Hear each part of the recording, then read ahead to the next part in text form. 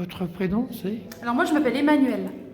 Bonjour Emmanuel. Bonjour. Voilà. Donc, Et vous faites partie, vous êtes bénévole donc à l'association voilà. Prévention Maïf. À l'association Prévention Maïf, exactement. Alors, association Prévention Maïf. Exactement. Prévention Des risques en fait. Nous, on a 3 grands axes de travail.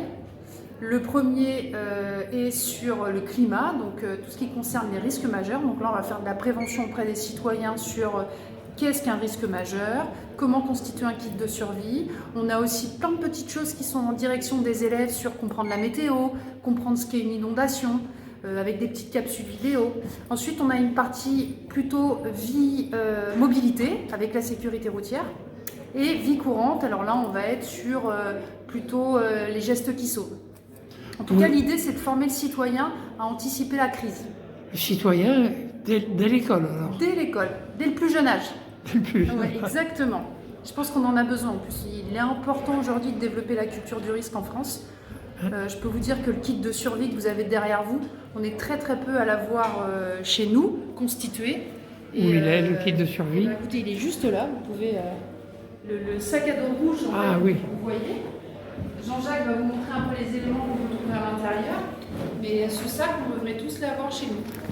Comme ça, quand sonne l'alerte nationale, on est prêt. Et donc là, il y a tout pour survivre. Exactement, donc dans ce sac, Une lampe de poche. Une lampe de poche à dynamo Ah, dynamo, bien. pour éviter, pour pas tomber en panne de batterie. Hein. Lampe à dynamo, mais qui est également une radio qui permet de rester en contact avec l'extérieur et de savoir ce qui se passe et les instructions qu'on doit avoir. Et donc, on a une gourde qui est un peu améliorée parce qu'elle a un filtre, c'est-à-dire qu'on peut mettre dans sa gourde de l'eau boueuse, sableuse, et on arrivera quand même à boire une eau potable. Il faut une lampe frontale, mais dès qu'on est en panne de batterie, il faut des bougies. On a des allumettes, quelques biscuits de survie, quelques poches d'eau. C'est mieux d'avoir des bouteilles d'eau toutes prêtes et différentes. Ce système-là, qui est aussi un système d'éclairage, vous savez ce que c'est? Non.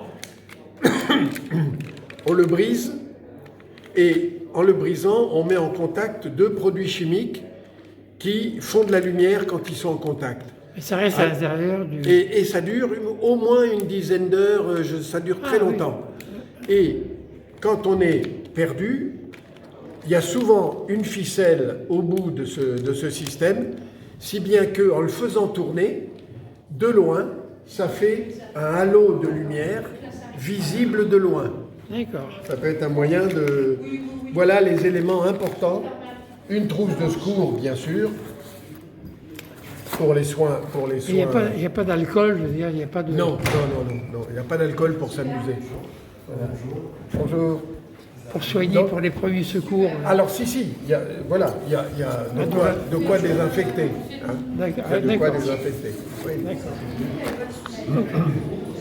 Donc avec ça, on est tranquille. Ben, on est tranquille.